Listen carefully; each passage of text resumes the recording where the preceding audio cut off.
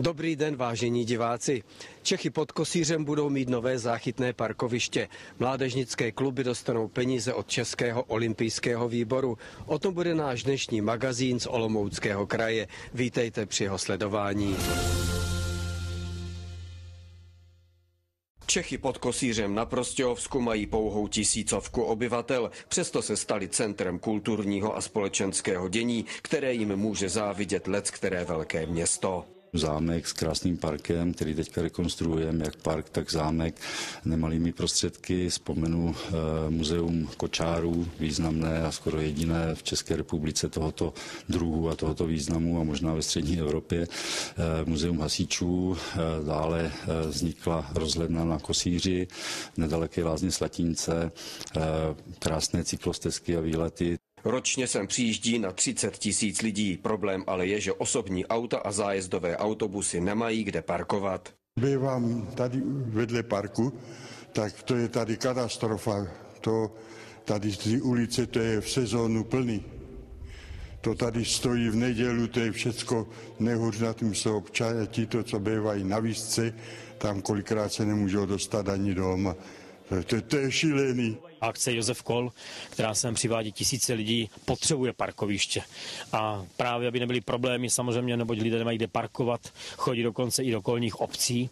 Na základě dohody mezi Olomouckým krajem a obcí se tady teď konečně začalo stavět záchytné parkoviště. 2 miliony na toto parkoviště přispěje obec a 6,2 milionů přispěje Olomoucký kraj.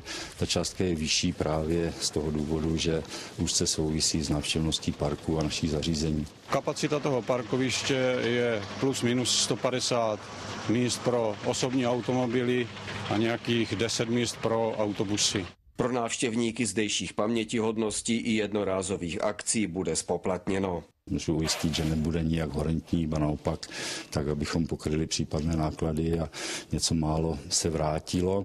O výnos se má podělit obec a Olomoucký kraj a zpětně ho investovat. Z té obecní části se bude hradit provoz a údržba parkoviště a ty krajské prostředky budou pravděpodobně použity na údržbu, rozvoj tady toho zámeckého areálu. Záchytné parkoviště na kraji obce má být hotovo do konce letošního roku.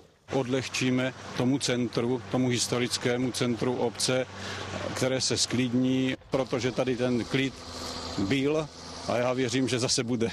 A to není všechno. Dalších zhruba 50 parkovacích míst vznikne přímo v areálu zámku, kde se konají i svatby a další společenské akce.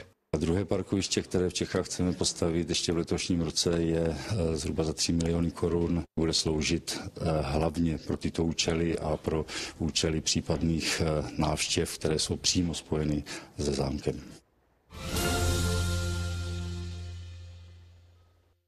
Mládežnické sportovní kluby a oddíly v Olomouckém kraji dostanou další peníze na činnost, a to od Českého olympijského výboru.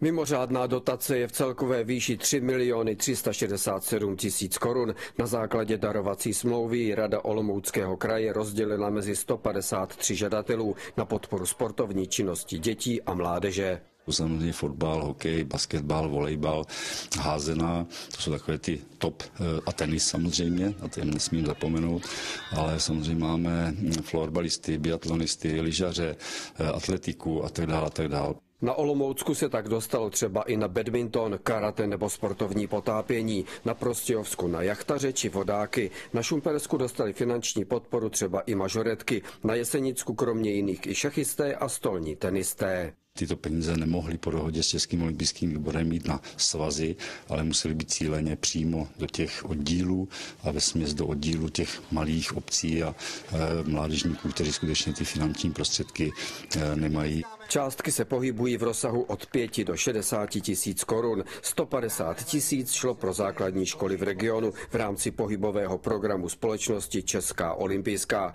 Rozdělení peněz ještě musí potvrdit zářijové krajské zastupitelstvo. A to je pro tentokrát všechno. Mějte se hezky a příště zase někde v Olomouckém kraji. Na viděnou.